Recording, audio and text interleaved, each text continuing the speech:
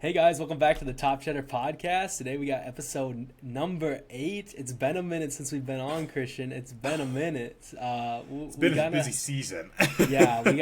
We're as you can probably tell from the previous episodes, we're in a new studio today. So this is the new studio for a while now, probably. I can't give you a number, but it's gonna be a while because moved into the new apartment. School's starting up, so It's looking good. It's good. And Christian, we both got new obviously, moves. Mine is definitely not topping that, but it's good. We got the jersey rotation in the back. We got the Stadium Series and the Home and the Ways. For the Wild. Got the Davo jersey. Yes, sir. The Ovi jersey. Zach Parise. The guy haunted this team for many, many years with that contract. Ghost so contract. we gotta pay our respects right here. Pay our respects. And then we got, you guys can't see, lots of jerseys along my back wall here. We're going to be cycling them in and out. I saw the whole whole panoramic. It's a little embarrassing, but, it's whatever. It's cool.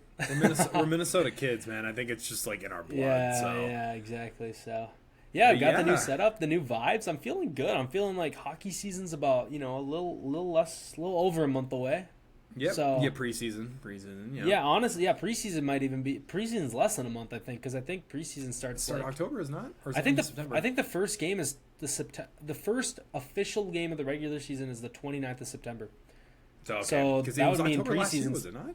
It is, but they added 84 games. So that's right. So it's shifted up. Yep. So we get a little hockey. We're hockey podcasters, guys. I promise. Yes, bro. Yes.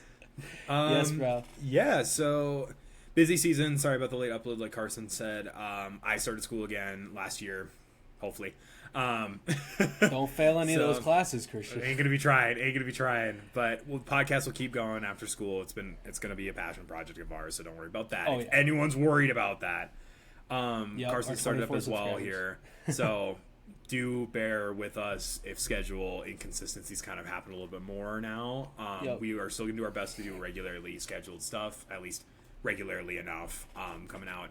This last was very busy because he was moving, school starting up. So I also think we could have definitely snuck in a recording, but also news has slowed down so much. It's hitting slow. We have hit the time of the off season where now Devils fans are creating fake news that Quinn Hughes has requested a trade or something. It's brother, no, he hasn't. Every day, and I'm like, what are we talking about? Copium is so real over in New Jersey. It's actually crazy. But, you guys finished. Sorry, we're gonna cover New Jersey too today, and they finished 7th in the Met last year. So you think Quinn Hughes wants to join that team, brother? No. Yeah. You guys were supposed. Anyways. Sorry. We'll dive into it here. So I just wanted to clarify that. Let me get these shared up here. It's been so long, I don't even remember how to do it. Got the Blues jersey on, or the Blues T-shirt on today. This is a Vladimir Tarasenko shirt. Ooh, I got my jersey back. I wore this in the first couple episodes. We got the jersey back, so I'll be wearing this. I, unlike Carson, do not have bread like that. Not doing the band spread. This collection has been built up over years of work. All right, years of work. Rome wasn't built in a day, my boy. Ooh, that real. Shout out new drink review. We're gonna start new drink reviews. We rocking Diet Cherry Diet Cherry Pepsi. Oh, we got the cherries. Carson's rocking that Sam's Club Diet Pep, so we're on the Pep grind. Yep. But maybe we'll start doing beer reviews on here as well to do the full Midwestern. Yeah, bro. But we're just playing. We're mixing some stuff up. But we'll jump back into our regular scheduled program. We're gonna go back to the team reviews here. I think we have 4 today. We are gonna start with Smashville. What's going down in Smashville recently? What is my boy Philippe up to? Dang, he got 75 points. I didn't realize he got 75 points last season. But Smashville is an interesting one to me. Guys, we need to put where they ended on the last season. Let me just check again. It was one of the bottom spots in the Central. Which it's hard. Heavily contested because we talked about that last time. Yeah, it's we talked about Winnipeg last episode, and it's kind of like Winnipeg kind of reminds me a little bit of Nashville in the fact that there's a lot of to be you got 275 point guys up there. O'Reilly and Forsberg, two top guys. You got Steven Stamkos, a legend of the game who's still putting up 40 goals at his age. You have two 40-goal scorers on the same squad. Typically, you expect that. But then, the production just drops off. You go 40 goals, 25 goals, 42 goals, and then you go down 70. It's just kind of a drop-off. The point drop. So I think maybe, again, depth is definitely a issue with this team. That top line definitely looks like good, especially with Evangelista. He seems to be a young, promising guy, 56 points in 81 games, and he's only 24 years old. But then you got guys like Marchessault who kind of seem like they might be dropping off at their old age now. So yeah, that's been a name for a long standing, but 31 points. Yeah, and 62 games. 5 points per game. Yeah. What are we doing? What are we doing here? But yeah.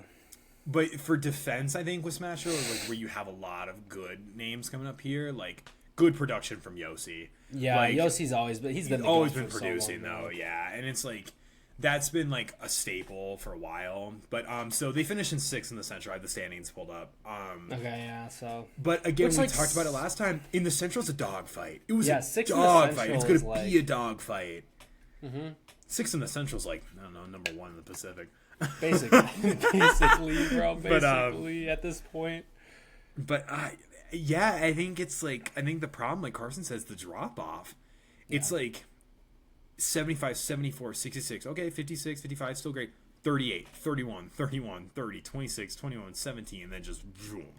And it's obviously that's the common thing with any team, of course, but it's the point production's there on the top forwards. We looked at, God, what was it? It was Vancouver, where it was just where's the point production?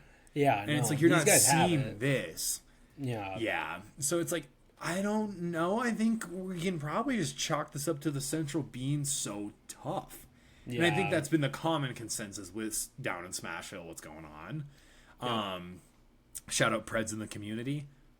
Whoever came up with that marketing, what were you thinking? Oh, bro, literally an SNL. I think it was an SNL skit. Yeah, it was a real thing though. It was a real thing. Yes, they made shirts. It was a fundraiser. It was with Miles Teller. He did the NHL team. They had the Kings jersey and all that. They had their philanthropy, and it was we are Preds in the community. We're gonna come and reach you and touch you. It was yo. Oh my gosh. But yeah, that was bad. Really bad. Nutty. But for so we're doing diagnosis, what we think. Yeah, we do our standings, classic standings. But for with them, keep point production up. I mean, I think you just have to hope one of the other teams in the Centrals just die. Yeah, they just die. Yeah, because that top 4 is kind of solidified now that Utah is kind of. And we talked about this. Yeah, it's we hammered on this last episode, so it's nothing new. You might have to hope that one of those top 4 really get hurt, shit the bed, something happens, and then you can sneak into that 4th spot. But I don't think there's any way that this team. I'll just do it now. I think their ceiling is 4, and that's if something just terrible happens. Obviously, Utah is still that unknown, untested ground. I think they're the swing player on 4. Yeah. On paper it looks good, and on paper it could end up really good. But also we haven't seen it work yet, so Utah is kind of a question mark. But also the ceiling for Utah is much higher. I think Nashville, with this team, obviously, you look at the top line, they have the guys. They have a good, they have Roman Josi. They have Steven Stamkos, Ryan O'Reilly, Evangelista, Marchessault. They have Saros holding down the net. So it's they have, the guys there. It's just, the West is so tough. I think they have enough to get to the playoffs. But, again, that's not going to be a product of their play. They got McCarron from us. I forgot about that. Yeah, it's gonna be or no, we got McCarron from them, but I know what you mean. Oh yeah. Again, hockey podcast, by the way. But I just think it's probably gonna be a production of not necessarily how they play, but more or less one of the top 4 is gonna fall off, maybe get hurt. So I'm gonna say ceiling 4, they could sneak into a playoff spot. I'm gonna say floor. I really don't think this team could actually literally end up. I think floor 6, because you look at this team; they're a decent team. I think they can compete. But tight again, margin. I just the depth is not there. Yeah. So and if you don't have depth, you really want a good top line, and they do have that. But it's not a top line that can overcome the lack of depth that they have, that they don't have. So I'm gonna say ceiling 4, floor 6. I'm going to keep it simple. I'm going to agree with Carson on this one. We got the swing players. Swing player, I don't even know if that's like the right term for it, but like the key factors of what the fourth is. It's going to be Utah, I think, is going to be the ultimate either go up or go down team. Mm-hmm. Again, hopefully that's not at the expense of the Wild. I'm not going to lie. I think the Wild could honestly be a swing team as well. That I could agree with that too. Just because of our lack of forward depth. But we'll get to the Wild. Yeah. And when the season starts here, we're definitely going to cover more stats, like shot percentages, all that. Like we'll get more into like stats of like who is actually performing again during the season. Right now, we're just kind of going off last season established stats. We're not going to get too in the weeds right now. No one's going to care about that right now. But yeah, I think we'll keep it simple down in Smashville. Preds in the community. Again, fire that person.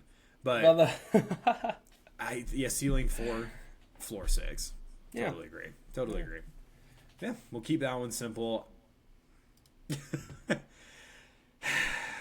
Live the note. Hell no. Yeah. One of our rivals. Yeah, staying in the Central here, we got St. Louis, the jersey of the day. The Blues are tough, man, because it's like, again, it's hard to like, because it's nice when we have episodes where maybe we can compare some teams from like similar divisions. St. Louis and Nashville, same division, obviously, the Central. They're also very similar in the fact that they kind of finished in that bottom range. I believe St. Louis probably finished at 5. 5, yeah, so, and you said Nashville's at 6? Yep. Last year? Okay, so they're bottom right. 4, St. Louis, Nashville, Winnipeg, Chicago. They're right there. They're right there in the same spot, kind of that similar spot.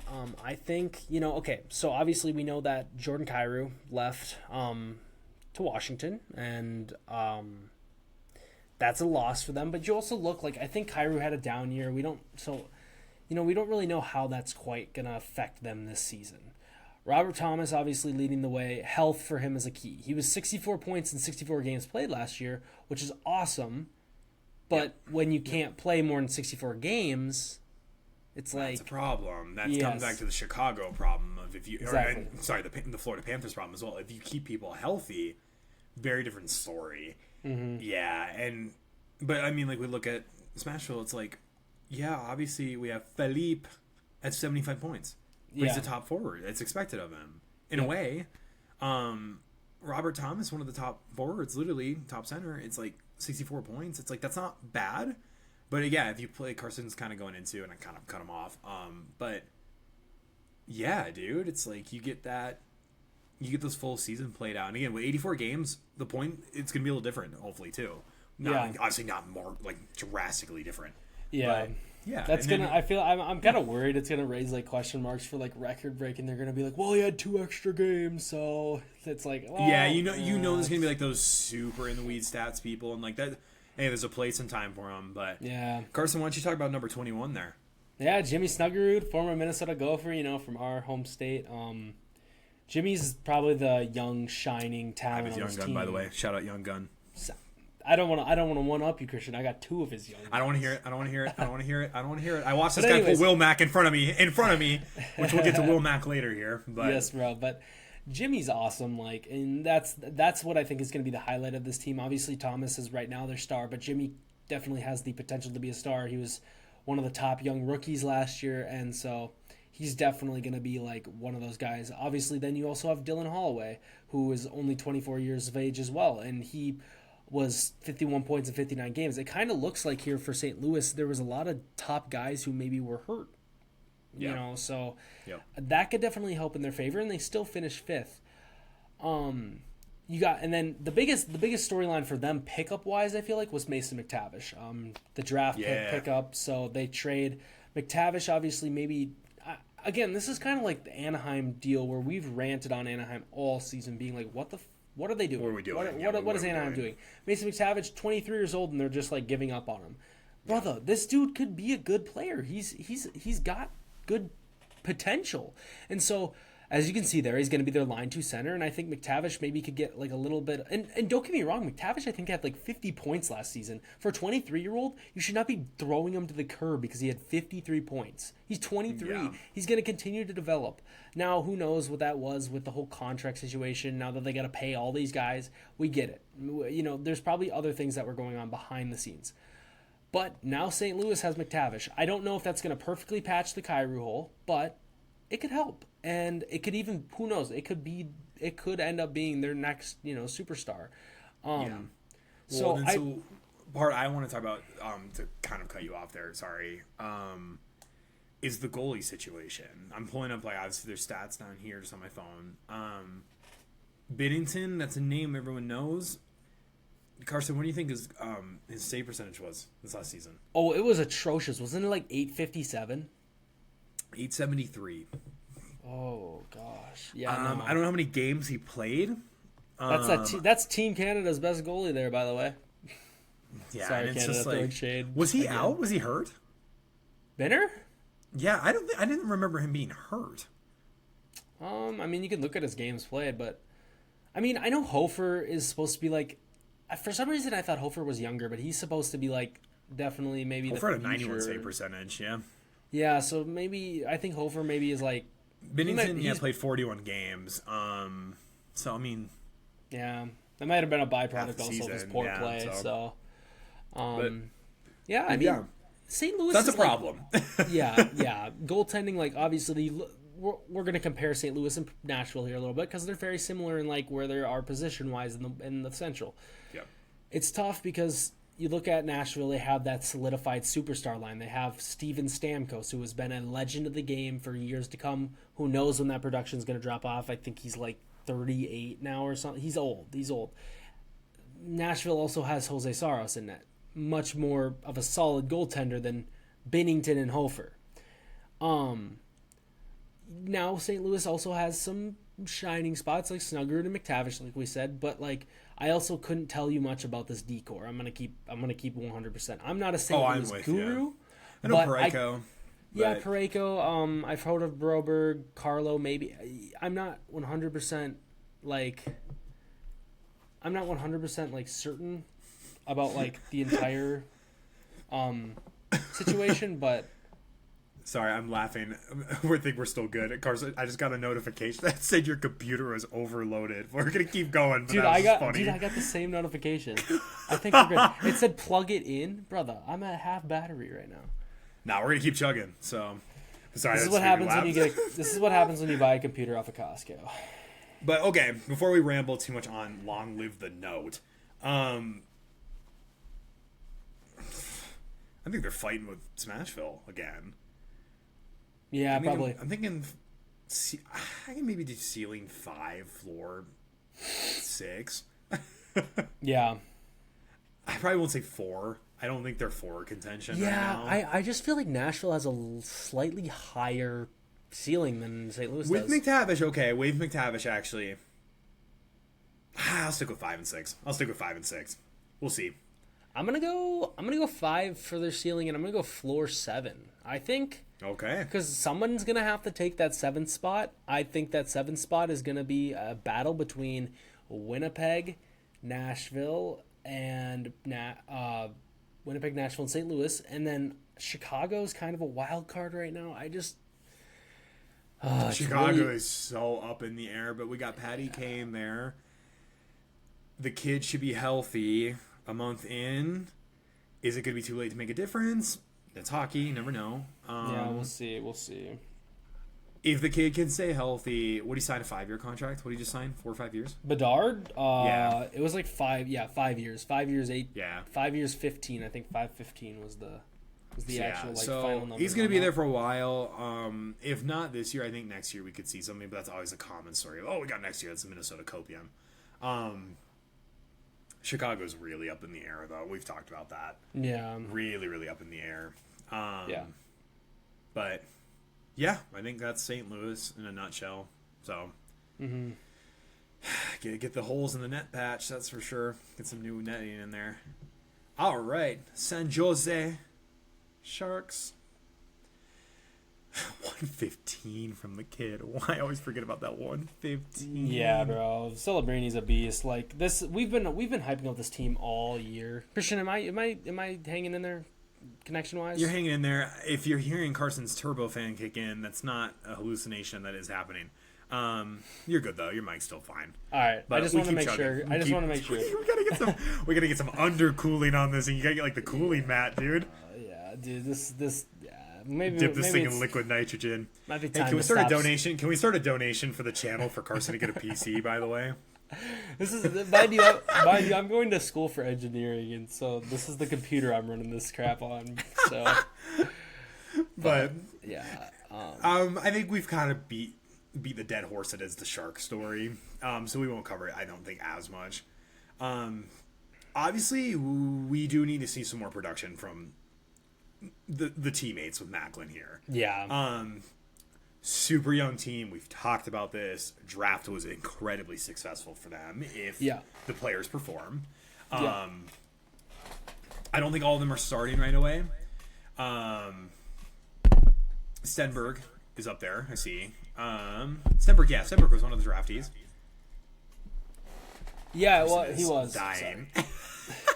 No, I'm not talking. I was getting my fan open. And then Misa. Yeah, Misa's another one, yeah. Yeah, Misa was the year before, and then Stenberg was, I believe, this recent draft. Who was the pickup then? Stenberg, and then... It's been a bit already, dude. I know. Well, yeah, we'll get back to it. But essentially, a lot of young talent coming, though. Like, more than we can even keep remembrance of. A lot of young talent coming in. We'll see how Stenberg performs on that top line if this prediction stays the same with what the submitted is. Yeah. You also have... Chershunov is not on this lineup, but he's also a young guy. I don't know if he's hurt or something, but he had 19 points in 28 games, I think, last year. So I think he's a center. It's like, bro, if that dude left wing. Or left wing, yeah. So it's like pulled his young gun too recently in the new extended series. Oh, bro, $20 card. Just getting $20 card. Yeah, but like. This team, not only are they good, but they're also like young. Like this top line is all under 21. Like that's crazy to think. Yeah. This top line is their goaltending here. Top line is making less than $3 million combined. Did I just math that wrong? Probably. I don't know. It's no engineer. Anyways, it's like, dude, it's crazy. Keep your lane. Let the finance major handle the finances. So Askarov has definitely been of a mixed bag, I think, for them. Oh, yeah. So I'm just pulling up his stats here. So 47 games played, 21 wins, 0 shutouts, and 3.63 goals against average, and 8.84 for save percentage. So not great. What was Nedeljkovic stat? I think it's Nedeljkovic. I think they just call him Ned or something. I think they just call him Ned. But... We're gonna call him Ned. Let me pull up his. So 40 games played, 18 wins, 0 shutouts as well, 2.87 goals against average, and just under 90 or 900 for the save percentage there. Okay. So his goaltending is definitely maybe could see a little better production, but also Askarov is young though. I do know that their decor has gotten a lot better. Obviously, that's another. We pointed out the young forward core. Yeah, we got Nurse, Trouba, and then you do have young guys like Cagnoni. And Dickinson, and then Orlov and Kesselring rounding out. The D-core is significantly better than last year. The forward core, in my opinion, obviously is much better than last year. You pick up Mason Marchment, kind of get that kind of... It's funny, you have like a under 21 line, and then the next line is all 31-year-olds. So it's like you still have that vet presence there. It's like, as much as we like to say this is like an all young team, all young kids, it's like no, but there's still like Tyler Toffoli, it's like on the third line there, and Toffoli's a good producer. It's like they have some depth here, and so I think if like a lot of these guys haven't even reached their ceilings. Like people are projecting Celebrini to be higher. Obviously, I think Will Smith will produce better this season as well. Stenberg, I think, is gonna. Sure. Yeah, I mean Stenberg's in year one, so it's like he's gonna. I'm sure he's gonna be the star that he's supposed to be. Stenberg's gonna be like a hit or miss, but it's also like people looking at Gavin McKenna. That's always like, I mean, that's drafts in sports, but if Stenberg's even relatively a hit to pair with the Will Mac combo, oh gosh, oh shit, you're talking about one of the top producing lines of the season. Yeah, hands down, we'll make that prediction. 100%. But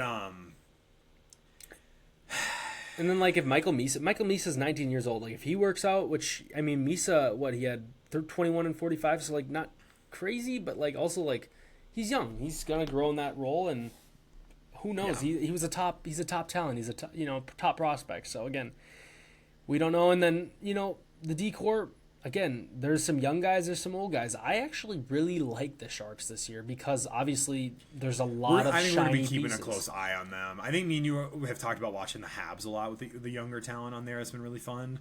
Mm-hmm. And the Sharks. I think me and Carson will be definitely keeping it. We'll be trying to watch as much as we can, of course, for the channel. Yeah. With our school schedule, of course, like bear in mind with us. Hockey comes before school. I mean, hey, I didn't get a sports pass for my team, so I am not going to football. I got Saturdays for hockey. So Saturday night hockey, yep. But I think I was flat out cut to the ceiling and floor right now. Ceiling 1, floor 3. Okay. I think that's the highest ceiling. No, actually, we've set some ceiling 1s in the Atlantic because the Atlantic was just so weird last year. But definitely probably the most solidified pick that we're like, this team's gonna be good. What are you gonna be fighting with Edmonton and Vegas? Vegas, yeah, and then it's just Anaheim's a question mark. I'm gonna say ceiling 1, floor 4, just because I can agree again, with that. it's even last year, I thought the Sharks had the team to make the playoffs. I thought definitely not as confident. I thought they were gonna be a 4 spot. They just barely missed. Kind of sad. I think LA is going to be hurting this year. I just have a bad feeling for LA with them losing Ajay Kopitar. Yeah, it's obviously you kind of have that. You have Vegas, who always seems, no matter, even if the team maybe loses pieces, which they did lose some talent here. They did, but they always seem to make it work anyways. And then Edmonton, enough has been said about them. Oh no, they lost Arnell Nurse. It's brother. They will be fine. Can you imagine he just pops off for San Jose? It's an 80-point season, bro. That'd be crazy. Yeah, no. Who knows? If he's on that top line, he might be farming Celebrini points. But yeah, but he was yeah. And it's like we said, we've beaten the dead horse again. That is San Jose, the story of it, so many times. You guys have heard me and Carson glaze this team, the young talent. Yeah. It's gonna be fun. It's gonna be super fun hockey for everyone. Mm-hmm. I don't know how you can root against this team. They've been in the mud for so long, dude. It's finally good to see them come out a little bit. Mm-hmm, for sure. Super happy for all the Sharks fans out there. You guys are eating good right now. Enjoy it. It's awesome. 100%. Now your plate needs to come second to the Wild, of course. But yeah, these guys are hallucinating.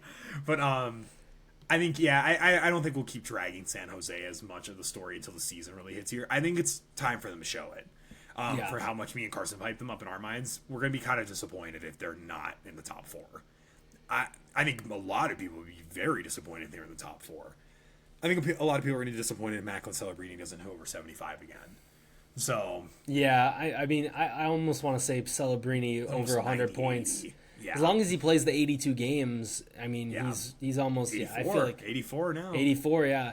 I mean, and a lot of projections are saying he's going to be plus over 120. I mean, we'll see. We'll see. Dude, that's a high mark to hit. I mean, 115 is insane. Yeah, for people who do not watch the sport that much, that is insane, dude. Yeah, especially for a year 2 player. And he was close to hitting that 50 goal mark. That is incredible, especially for literally, like Carson was saying earlier, 20-year-old. Yeah. Seriously, props to the kid. He's doing something right. Hopefully he keeps going. I want nothing but success for him. I think if he keeps it going, he will be one of the Sidney Crosbys of this class. So it's oh yeah, we said it last episode. He's he kind of seems like the next Sid the Kid. So, yeah, but I think on to the last team we have, NJD. Oh, New Jersey. This team is kind of weird because it's like a toxic ex, man. Yeah, we were shitting on New Jersey earlier about the whole situation with them, Copium and Quinn Hughes. It's but at the end of the day, it's you guys still have on paper, this team, this top 6 group should not be they finished 7th. So, yeah, 7th in the Met. They should not be 7th in the Met. You got Jack Hughes, Jesper Bratt, Nico Hischier, Timo Meyer. It's Dawson Mercer, Dougie Hamilton, Luke Hughes. Which also, I was looking over this earlier. Luke Hughes is getting paid $9 million a year, brother. He's making more. That's fine. He's making more money than Quinn and Jack. I mean, I know obviously that's just when contracts get signed in context, but bro, Luke Hughes is getting paid $9 million.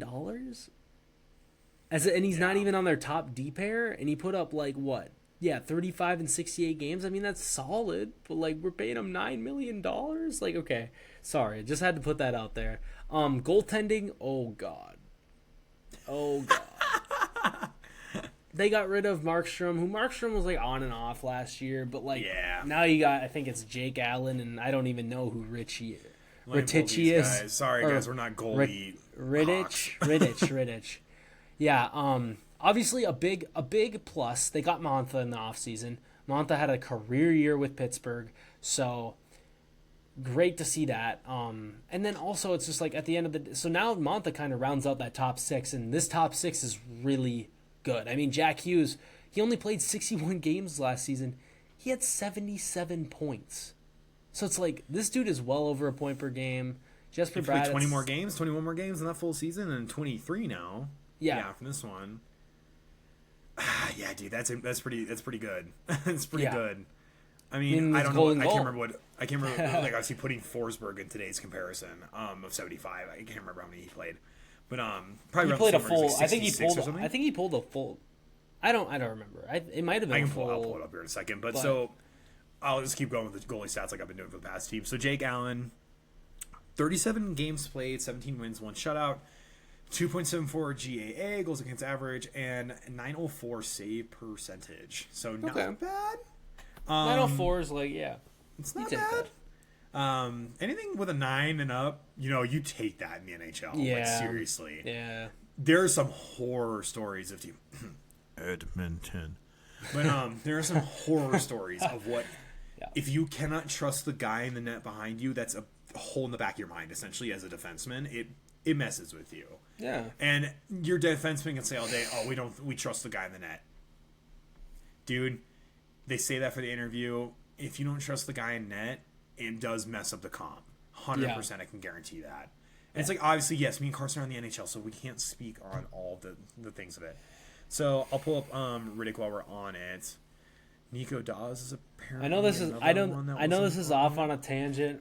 But since we're on the topic of goaltending, we got a comment on one of our reels the other day because we posted a clip of our take on Connor Hellebuck and just how big of a beast he is, and someone commented like, "How many cups though?" ? 0. He's terrible. And then I love it. Proceeds to go like, he's terrible. A good goalie would carry their team, and I go, okay, so you want to use that same logic for Connor McDavid then? How many cups does he have? You're gonna call him trash? It's like, brother. No, dude, I love this. I love the smoke. We're gonna get to the top. That we have so far. We're gonna get to the top 10 goalies list, and it's like, I mean, he's on there, and he's high in the list. It's like, bro, come on. Connor Hellebuck. You want to talk about carrying a team to a win? He got a gold medal, man. Yes, bro. Like, that team in many regards. You were talking about he carried Team USA. If I had to guess, bro was definitely a Canadian, probably. So, hey, if he's still watching, hey, man. I appreciate the smoke. I love it. Keep it coming. I love it, dude. We're all up for the debate. I had to debate one guy in the comment section back and forth about the whole Leo Carlson situation for quite a while. Carlson getting in the weeds? I didn't know this. I didn't know he started beef in our chat. Yeah, we got a pretty bad digital footprint, but don't worry. I just sign every comment as Christian at the bottom. Just throwing me on. I'm gonna go for a job interview one day and they'll be like, they're gonna pull these up. What did you say to this poor guy on your Top Cheddar podcast? Yes, like, that was not me. It's gonna be the most heinous IP drop. Like, I'm gonna kill you. Yes, bro. Yeah, Christian, I would not go on YouTube and check out those comments. You're just better. Oh, dude, I know I got flamed on the one for my infamous. Yeah. Infamous robo take. I love it. I knew it was gonna piss people off, and they fall right into the trap. I love it. Yeah. So keep it coming. Well, I'm all for the smoke. Yes, sir. New Jersey. There's really much else to say, honestly. Like, goaltending needs to be fixed. Defense is okay. Yeah. So I'm gonna say because of how good their top forward group is. Obviously, defense kind of feels like it's lacking. Goaltending. Yeah. I'm gonna say their ceiling. I think they can make it to third place in the Met, and I think their floor is probably back to 7th place in the Met. I'm gonna keep it a sec because they made it 7th last year, and not much has changed. Mantha has changed, but again, like if guys can't stay healthy, which I know Jack Hughes has kind of had health issues in his career, and that's kind of their leader. Also, it's like you got rid of Markstrom. defensively, talking defense and goalies, it doesn't look too hot right now. So it's like I'm gonna say 3, and that's if the top 6 fill the backside of the ice. Yeah. If the top 6 can just outperform the defense and just outshoot how bad their defense is, great. But if it can't, which oftentimes that happens with teams where it can't, it's not going to end well, and this team could be very mid. And I would love to see Luke Hughes perform a little more this year. A little bit more point production at Luke Hughes. Not like a ton, like 35 is not, that's not bad by any means, and like terrible by any means. I think you are being held to the standard of being in that like triplet bunch. The Hughes brothers. Like the Hughes brothers, but like that triplet in the sense. Yeah, the brothers. Yeah, and it's like, dude, it's like, there should be a little pressure on you. It's like, you got to perform a little bit, man. Like, your brother's carrying the point production. Yeah. So it's like, he's 22, he's got time, like Carson's saying. It's like, would absolutely love to see him thrive. Again, me and Carson are not sitting here, except Jamie Benn. We are not sitting here and hating on any player in their downfall of their career. Like, overtly. That's not what we're going to do here. Like, we would love to see everyone thrive. Yeah. Except Jamie Benn. But a lot of people hate Jamie Benn. We're Wild fans. We have to hate Jamie Benn. Yeah, it's in the contract. Well, dude, it's like after the playoff run we have this year. Don't get me wrong, we had some flops on our sides too, of course. Yeah. But like, seriously, we're not preying on the kid's downfall. That's not happening. Like, we want to see him perform. We want to see him perform. His brother's kicking ass for our team. Of course, we want to see him succeed. So then, he wants to kick dirt to New Jersey and get out of there and kick rocks, whatever, kick rocks, and just kind of like go and play for the Wild and bring. We can get the Hughes brothers all in Minnesota.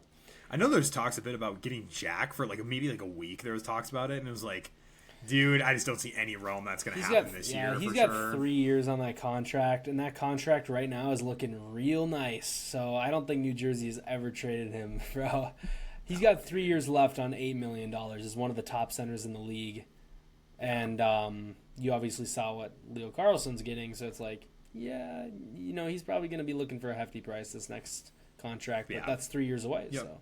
Jersey looks pretty good for contracts. Otherwise, other than the Luke Hughes contract, I feel like everything seems pretty good. Yeah, but I think so. That's our teams today. I agree with you, Sealy and Flora. By the way, 100% agree. Okay. It was 3-7. Yeah. Because I think we gave New York a ceiling of 3 or something, and I think this team's better than the Rangers. I think the Rangers might defensively be better, but I don't think forward wise they are as deep as the Devils. So it's again, we're not genies. We're just giving a ceiling and floor. Again, teams can alternate and interchange. Before the season starts, me and Christian are going to give our best. We're going to have a whole episode dedicated to actually laying out. I think we'll just speed run. Yeah, this is who we think is going to be 1 through 8 in each division. This is who we think is going to make the playoffs, and this is who we think is going to win each matchup in the playoffs and win the Stanley Cup. And we'll give our predictions so that we kind of have a benchmark. Yeah, and to whoever's watching, dude, we'd love to hear in the comments if you guys agree or disagree. Like I said, we love the smoke, but obviously we'd also love a healthy debate of hey, put in the comments if you guys agree with it. Great. If you don't, love to hear your argument for it or not. So sorry, I'm getting a call. But so it's we'd love to hear it. Love to hear everyone's opinion on it. Again, we're not genies, like Carson said, dude. We're literally just fans of hockey. Yeah, we all are. So we're not the refs that are paying the books in the end, rigging the season. So we don't know. But yeah, but yeah. So that's our 4 teams for today. We're going to get to our next section. This will go a little faster. Just going to kind of browse over it. Yeah, I can introduce us to this. Stop, sweaty defenseman.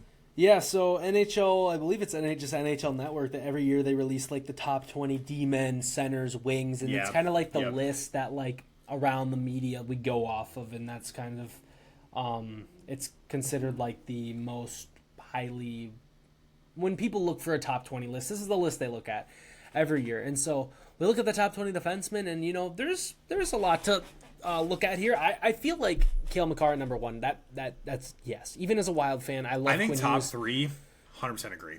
Yes, 100% agree. I don't think there's any questioning at that top 3. I think it's a good top 3. Schaefer at 7 is a little. I like it. I like the respect for the kid. 6 or 5. I think he could be 6 or 5. Oh, you're thinking higher. Okay, dude. we're talking trophy winner here. Like, yeah. Kid was performing, performing for his team. Now Lane Hudson, yes, Lane Hudson was also performing. Both kids were performing there. I think Bouchard got a little disrespect, bro. Was one of the highest. He was the highest points defenseman. He's at 10. So I mean, I know I said this in episode 1. Bouch gets a lot of hate. The one thing I always do wonder is, like, you know, the Norris Trophy winner, Zach Werenski. It's like, okay, isn't that supposed to be best defenseman? So why is he at 3? And I didn't think we talked about that. We didn't agree with it. I didn't think Zach should have won it. I loved Werenski. I thought Kale or Quinn should have won it. But anyways, that's besides the point. This list goes deep, and as you get past into the deeper, it's like you got a lot of guys where it's like, okay, Charlie McAvoy, Jacob Slavin, Adam Fox, Brock Faber. It's like, okay, these are like, they're collectively known among the league as like top guys, top D-men, like, but they're also like not like the top. So it's kind of like, it's hard to be like, well, Brock Faber's at 14 and Roman Yossi's at 15. I think those should be switched. It's like, now that I say that, I do think Roman Josi maybe is a little bit of a better defender than Brock Faber, but also, you know, it's like, it's such a minor. Paired with Quinn though, ooh, yeah, it's just such a minor, like, we're not gonna sit here and pick at every single, like. Now I will say I do think Devontae's is overrated at 20. I'm not gonna lie. I think he's overrated. I think he's a Kale Markar merchant, and I'll say as a Wild fan, I think Brock Faber is very much a Quinn Hughes merchant. Before Quinn Hughes got here, Brock Faber was not the player he is now. And I mean, that's okay. And you elevate, you can elevate. And that shows how good, that's why those guys are at 1 and 2. But I'll say their D partners definitely get a little bit more of a say in getting them there, because of that. But I don't feel like Devontae's, I never thought Devontae's was that good of a defenseman. I mean, yeah, he's good. He's a top-line D-man in the NHL, but to be on the top 20 list, now I couldn't give you a name right now, like... Yeah, 20 is like, that's a lot of like, ooh. But you know what? Yeah. The list is the list. I would say, the top 20 kind of. I mean, there's a lot of good names on here, so it makes sense, and it kind of just sets the tone. And there's always room for like new young defensemen to make the list next year. But it's good for us Wild fans to kind of see our two top guys on there. You know, Quinn. Our name I feel like has not been in the running in this kind of media, like this in a long time. It's refreshing for us. Yeah, I think it's us and Colorado are the only two top that have a top D pair in the top 20, unless Dallas maybe. Yeah, I think it's just us. So Dallas is not. Boston's only got one that I see. Yeah, New York's only on their ones. No, New York Islanders and Rangers. Yeah, but Canadians too. Yeah, no. So seriously, it's Colorado and us. That's essential, dude. Yeah, so, and I mean, that makes sense. But you gotta have a good top 3. Top 3 completely agree though. Yeah, 100% agree. And I mean, like, and then you go. I don't want to go too long here, but like Dahlin, he's a great defenseman. So it's like I'm not going to sit here and hate on him. Miro Heiskanen, another good defenseman. Lane Hudson, I think he's going to keep climbing. What do you think about Moritz Seider being up there at 9?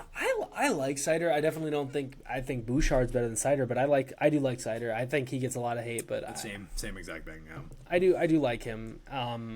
From what I've heard, and I don't watch a lot of Red Wings, he's a very physical defenseman from what I've heard. So, you need it. I like that. I think so. Yeah, like we said, not much to talk about. It's just a list, so it's like we'll give our insights. But again, we're definitely going to break this stuff more down when the regular season gets started to see who the actual top defensemen are, and what they're doing. I feel like with these lists, I feel like with these lists too, it's like there's never an atrocious like, oh my gosh, like they put freaking random ass dudes at number 1. It's like it mostly makes sense. What is Jake Middleton doing at top 5? Like, no, dude. Yeah, bro, no Jake. Hey, top 3 appearance again. Yes, the Wild are making an appearance. We're at the Wings. Pasta is top 2. I mean, I don't know. Whoa. I love Pasta, dude. I don't know if I think that's a top 2. He had 108 points. These are Wings. Wait, did he actually? Am I geeking right now? Am I just hallucinating this last season? Yes, he had 108 points. He's one of the 7 100-point scorers. I take it back. I'm a hockey podcaster. He had 108 points on kind of a mid-Boston team. That is true. One thing I do like to see. Who else is he producing with them? Yes, bro. One thing I do like to see here, number 4, Mitch Marner. I mean, look at I just feel like I don't know past lists, but I feel like he's never been this high on a wings list before. I don't think he ever has been. And so, and I mean, I think playoffs, he showed. Oh my gosh, yeah. He showed his value in gold, his like weight in gold there. 100%. But 100%. But I mean, yeah, I think he's on a mission to prove to Toronto seriously, like F you, in the kindest, most respectful way. Like I think he's pissed and he should be pissed. Yeah, and Toronto's top, Nylander, he's at 10, so it's kind of like Nylander's at 10. You kind of got rid of Marner because you didn't treat him the best, and now he's up there in top 4, and kind of interesting that they have Mikko Rantanen higher than Jason Robertson. Not 100% sure if I agree with that one. I don't know. Dude, I don't know, but have you noticed that with the Stars fan base? They glaze Rantanen. They think he is like God from my perspective. From my perspective, being outside the fan base, of course, we hate you guys. So, but Dallas. But like literally, it seems like the Dallas fan base just thinks he is the second coming of like this team, and it's like not saying he's a great player. He's done great things for that team. Robertson was your point producer. Again, I'm the Robo Glazer. Again, I cannot believe I folded on the pasta thing. I completely blanked on the points. I need to take that's fine. It's fine. That's fine. But I think I'll think of centers. I don't know why. I'm thinking like centers for top 20. I'm like, why is it? I'm like, but no, but like, and I'm not gonna sit here and say Matt Boldy deserves the position over Mikko Rantanen, but Robertson does. I'll say 100%. I think Matt Boldy deserves. Here's the thing that I find funny too. Is, over Mikko Rantanen? Yes, bro. Because he's up and come. I think Boldy's gonna be possibly 90, 85 plus points this year.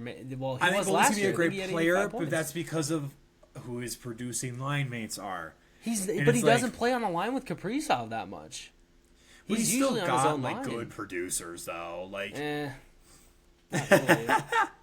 I don't know. Our forward depth is so mid. Like last year, I think he was playing with I feel like Boldy was just so 50-50 in pressure moments when we needed him.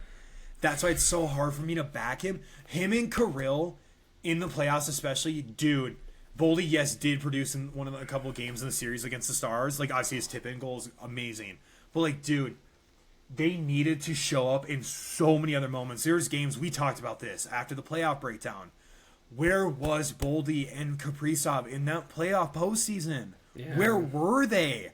Well, that's not a top 10 wing performance to me.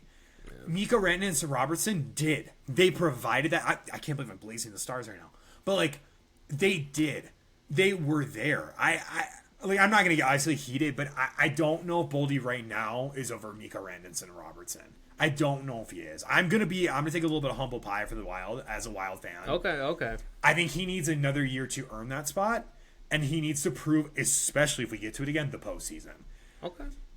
Christian's got hella respect for Robo. I respect Rantanen and Robo for the Stars because they produce for the Stars. I hate Jamie Benn. I will say this. I hate Jamie Benn. I don't have a lot against Rantanen and Robo as Stars players because they are fun to watch. They produce for the team. I think Carson's got a little copium from the home team of Boldy being over Rantanen, though. I got to call you on that one. I don't know if I agree with that one. So it's also coming from a perspective of Boldy's younger, so he's probably gonna just get better. This is true. Mikko Rantanen is older, so it's like he's gonna. He can age into it though. He can age into it 100%. Yeah. But I think it would almost be for me, Robo 5, Rantanen 6, Boldy 7. Okay. That would be like the 3 changes there. I think it's funny too because like Robertson and Kaprizov used to be compared a lot. Like they were always like, who's better? And when you look at the production, it's actually like Robertson low-key has produced almost the same as Kaprizov, but now it just seems like mutually amongst all people in the league that Kaprizov is just on another level. And I do think that's just because you look at the Dallas Stars and like when you look at paper, Dallas is better than Minnesota. Like they are better than us on paper. They have so much more depth. They have so much more people surrounding. Yeah, I mean, you got Wyatt Johnston. Yeah, like you got Rantanen, Johnston, Robertson. That's like a three guys right there who are really good players. But now it's almost like Robertson has now been demoted from the Kaprizov debate, and now he's part of the Boldy debate. And I don't know. I think that's with the Quinn Hughes hype, though. I think that's with that publicity. Seriously, it does play into that effect. True. We were not. It was so weird because we're the state of hockey, but before Quinn Hughes, it didn't feel like it. To be completely honest, it did not feel like it. Like so kind of Carson saying here, like obviously being the state of hockey, we heard about the Kaprizov kid when we got him. We're like, okay, this kid might be the kid that we need. Mm-hmm. Me and Carson were at the X. It's called Grand Casino now. It will never be referred to that out the of the G show. spot. That's what they call it. That's what they be calling it. They be calling it the G spot. All right. YouTube. We're getting banned. We will always be referring to it as the X. So if you're ever confused, like it's Grand Casino, it will always be the X to us. Yep. We went to games. We watched him. We watched Kirill play in person. Elevating player, no doubt about that. Before Quinn, like Carson's saying though, I don't know if like the Robo debate with Kirill and him. Yeah, it was close. I think it would be close, and it's still close now. I think with the production he had during the regular season now, especially with Quinn after the Quinn, AQ after Quinn, it's a different team. 100%. We talked about this. Yeah. But it's also, I think, with his publicity of his contract, that's why he's in the top 3.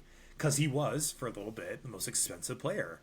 Yeah. And now that is topped by Macklin Celebrini, if I'm not mistaken. Well, yes, technically, but not now. Like, not as of now. Because his contract doesn't set in for a year. Yes, it's still McTavish.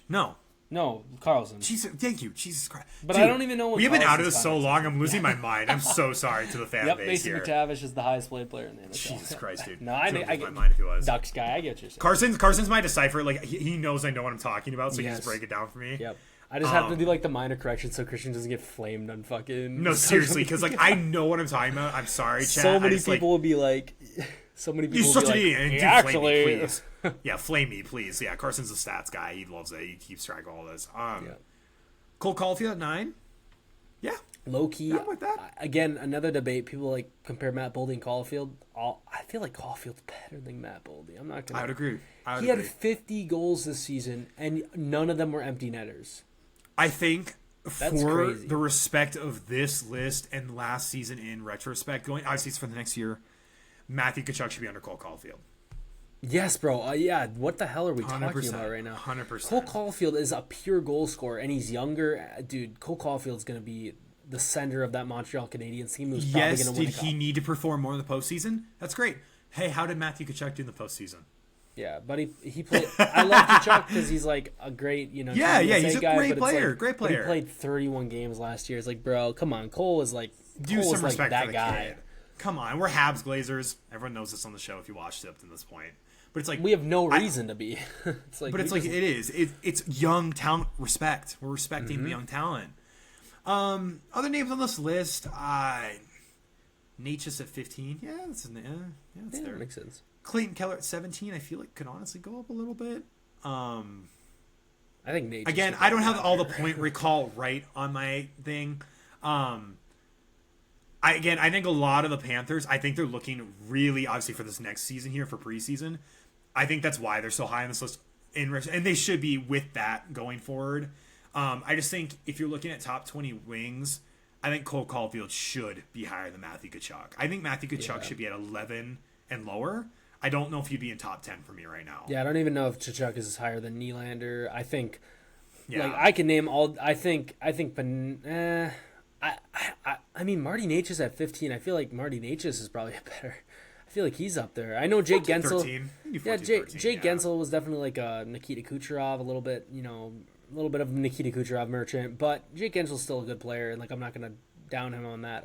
There's a lot of guys on here who are here because of their line mates. There's a lot of guys down here who are just simply pure goal scorers or pure just dogs, and like obviously Kuch at number 1. That's duh, like no duh, like that's obviously. He's supposed to be there. Most points. Wrapping up the list is like you got Cutter Gauthier, so it's like, kind of getting back to that like Anaheim stuff. It's like, again, he's going to be a top guy, and that's going to be tough. So I don't know. We can keep going on and on about this list, but I think there's a little bit more debate about the wings here, and we'll see how it plays out this season. I'm excited to see like how these debates go. I really hope Boldy backs me here and puts up 100 points this season or something, and I honestly, and I'm hoping for it. I'm hoping for it. But yeah, it's just like, yeah. As a Wild fan, it's like Kaprizov is awesome, but it's like I feel like I'm confident that Boldy could possibly. Boldy's a talent. That was the talk this year. Yes, me and Carson talked about this at a certain point. It was like halfway through the season. We kind of had like a sit down with it. It's like, dude, I know we're all talking about Kirill the Thrill here. Why are we not talking about Boldy more? Yes, and it's like he definitely started to get more recognition towards the end of the season, in my opinion. But dude, Boldy's got talent, man. He's been aging like fine wine. You'd be surprised how many people didn't know who Matt Boldy was before the team, before the. And me and you were talking about this 2 years ago. Yeah, it was like, it's like when me and Carson were watching this, like in high school with each other. Like we went to the X, and it's like we loved watching that line. Like his line was so fun to watch. It was like, Boldy, you could count on. You still can count on. I was always talking about the postseason. Like there's definitely some rage with that one of like, dude, we needed to get some points from our point scorers here. Yeah. But yeah, so we're gonna debate top 10. Like Carson said, I think we can both agree Matthew Tkachuk will be out of it for us right now, just for respect of the last season going forward. Yeah, not just looking at the next season. I think they're kind of riding the hype train of the Panther lineup right now. Yeah.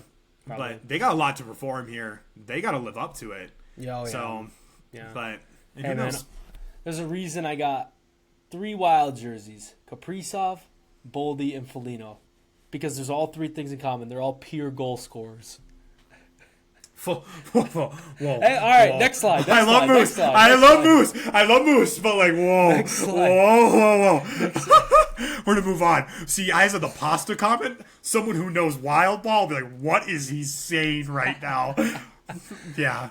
Okay. Goalies. The goalie list. This is a fun one. Yeah.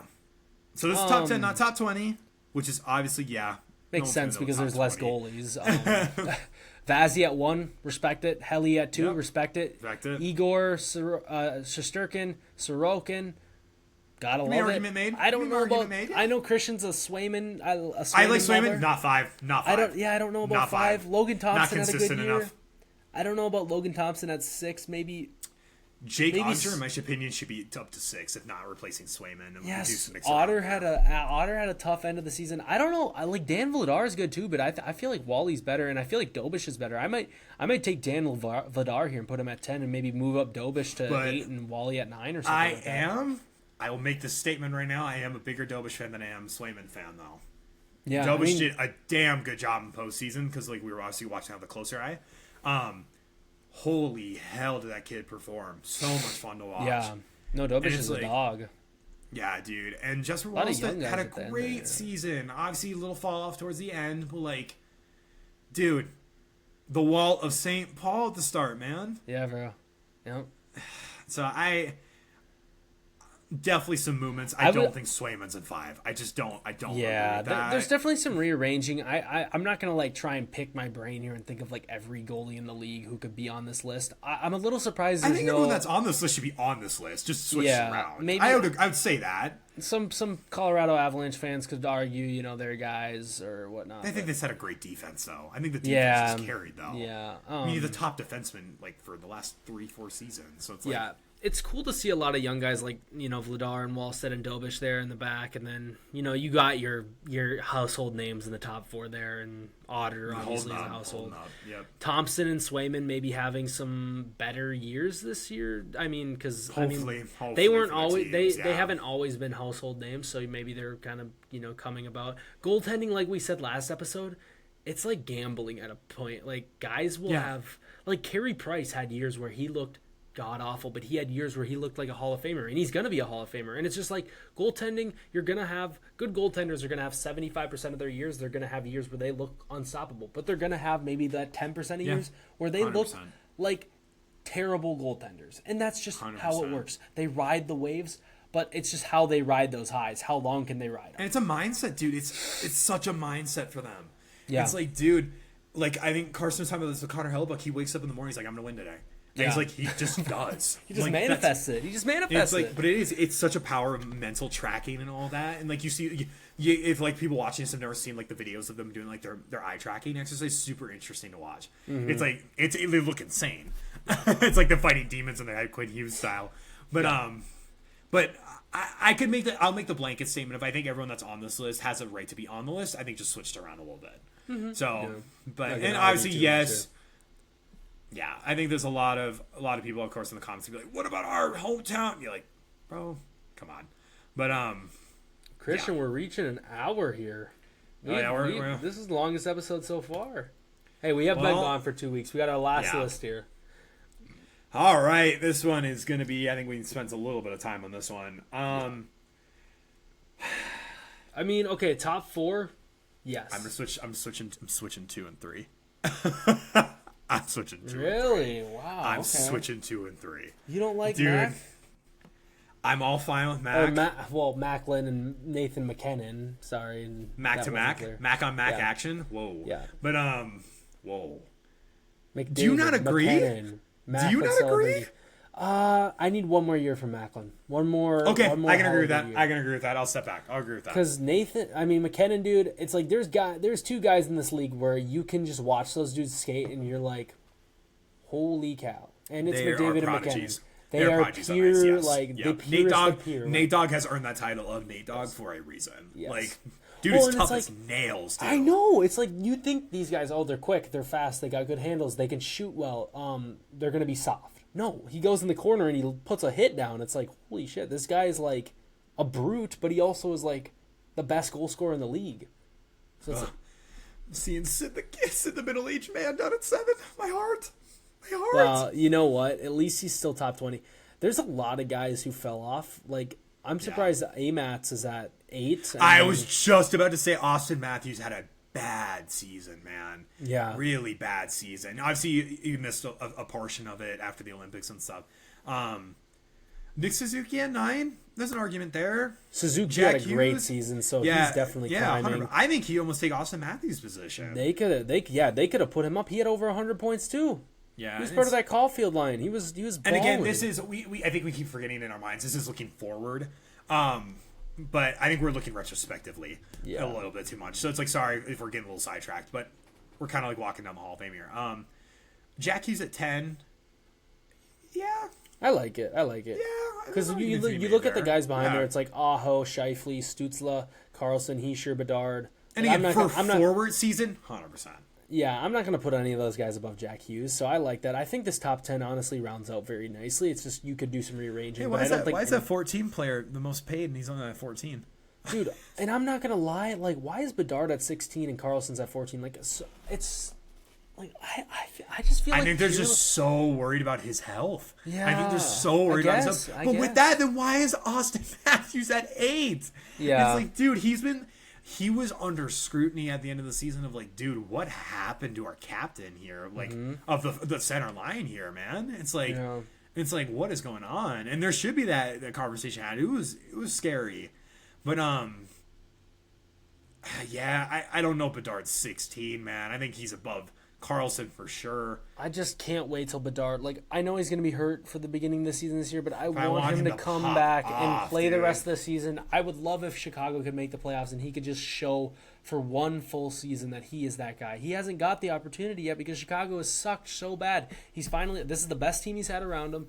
I hope that the time he can be playing, he gets some mentoring from a vet in the city. Yeah, the guy he's kind of passing the torch here, and I don't know if it'll be this season, but I just really can't wait till he gets a full 82 and he can really show that he is that guy. And I mean, and Leo's a great player too, and he could very well have that year too, but I don't know. It's just I feel like Bedard under Leo's that's tough. That's pure talent wise, I just feel like Bedsy's just that guy. I think they're just really, really health banking right now. Of like, they just don't see him being, and with the month of him being out as well, I think they're kind of putting that into consideration too of like the point total. Yeah. Which is fair. That's completely fair. But it's like, dude, a month is a month. At the end of the day, like you can come back and just pop off, and it's like, again, with Leo Carlson, dude, you got something to prove. We said that with this contract. It's like this fan base could either hate you or love you, man. And the line between those two is very thin right now. You walk a fine line of that. So, I agree. But I'm honestly Sydney 7 is I think sometimes it gets to a point where it's like maybe a little bit of respect. It's a little bit of glazing and respect, yeah. And it's like, hey, I'm all for it. It's like how Chell still has him at like a 95 overall. It's like, yeah, probably not, but you know what? They're paying their respects. Fair enough. Yeah. I will say, if there's one guy I feel like could be higher on this list, Wyatt Johnson. I feel like Wyatt Johnson's should be way higher. I could agree with that. He's a 4. I think he had like 43. No, I think he had like 45 goals. It's like that was a big name for the Dallas fan base too. Yeah, 45 goals. Very big it's name. Like, I feel like he should be up there. I mean, I know maybe a lot of that, again, people can always say, well, he has this guy on his line and this guy, but it's like, again, 45 goals. It's like typically, there's no Joe Schmo is going to put up 45 goals. It's like Macklin Celebrini had 45 goals. Yeah, it's like the kid had 115 points. It's like, yeah, it's again, 50 goals is a landmark, man. That's a very impressive landmark to reach.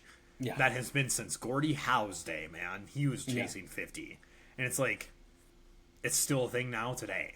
It's like, that's kind of the cool thing about hockey. It feels like, goal scoring is all like that milestone is all. It's never been like, 50 goals now isn't 50 goals it was years ago. But now it kind of does feel like that. Like, yeah, it's like it seems like the milestones always stay the same and the game just evolves and everyone evolves with it. But the milestones never change, and that's kind of like cool. I do like that about hockey. It kind of wipes out the little bit of the debates of like, well, back in the day, 60 goals was easier than now. It's like no, yeah, you got guys like Wayne who are just tearing it up and putting up. That was a time, that was an era though. But he said that himself too. It's like he said it multiple times. He's like, I think he was in like such a golden era for him as a talent level. Yeah, like again, the whole conversation of like, now we're gonna really sidetrack. But if you put Wayne you literally put Wayne Gretzky into this lineup, like all the lineups. Yeah, today. It's like, what would he do? We don't know. And he's like, he has literally said that himself. It's like the game has evolved so much. You can't make that comparison. The game evolves. It's like it's just like the Jordan LeBron debate. You can make it's the McDavid Gretzky. What's your answer, Carson? For what? Jordan LeBron. Oh man, So we're gonna end the episode before he says this. Well, okay, so that is our last slide, and we're gonna stay in our lane. Yeah, I will say as a pure player, I mean, Davo's the best player to ever touch the ice. I mean, and that will keep changing. In 20 years from now, there's going to be some new kid, or maybe some kid who we know in a couple of years that gets drafted. Because the game's going to keep evolving. Players are going to get quicker. They're going to get better shots. They're going new technologies. It's also how it works. In the world of seriously like tracking players down in these inky-dink high schools. There's some probably prodigies that have been missed in like us from Minnesota. There's probably some prodigies that played Pondy with their buddies that were just absolute gifted on skates and playing puck. But they never played it for a team. They never played, and that's with every sport. Because hockey has that high barrier of entry with the cost and stuff, and then also there's like, just a lot of remote like. And like we can make an argument, make it more accessible for kids. There's a lot of programs that have been doing that, but seriously, with time goes on here, it will be more accessible to more kids. There could have been 15 McDavids last year that no one knew about, and they never will know about it. And that's with every profession in life. But it's like, but as time goes on, tracking these players down at these little high schools, it gets better. There's more reporters. There's more tech for this.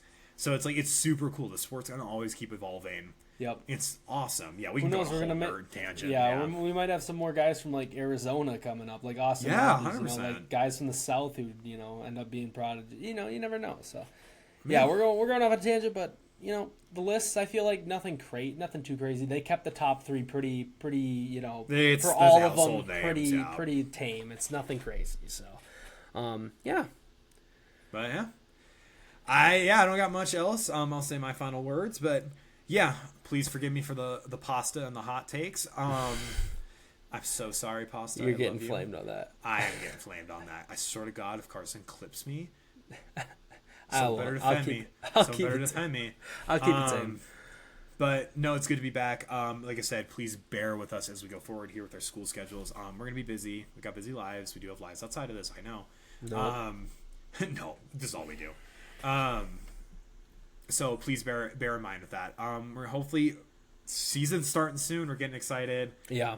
Carson's gonna talk more about that probably here, but we're gonna get some new sections going. If we get our bread up, we can get some more pack openings going.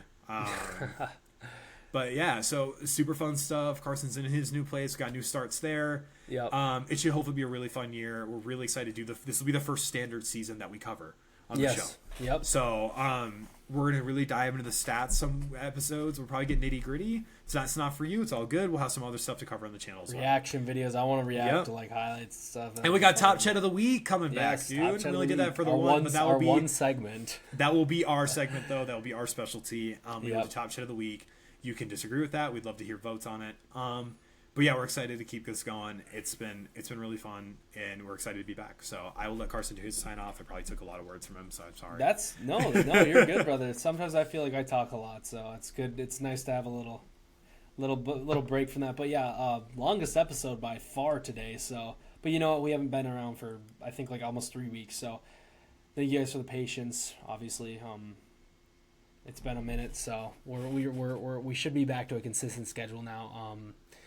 Yeah, but thank you guys for watching. I think we're at 24 subscribers now, so we're growing. We're getting there. We're finding our way. It's definitely not like we're not exponentially getting there. Podcasts are a niche, environment. So it's like everyone has a podcast. Everyone has a mic. Yeah. So it's like we're just trying to we're just again like we always say we're just putting our hockey conversations and putting the camera to it. So. We're doing what we love, and we're idiots. Yep. So obviously, I'm an idiot here of not knowing every stat. So I'll work at that. I will work at that this year. Exactly. So I promise you know what I'm talking about somewhat. Yeah. With that, we just want to thank everyone for watching, and that was episode 8 of the Top Cheddar Podcast, and we'll see y'all later. Peace.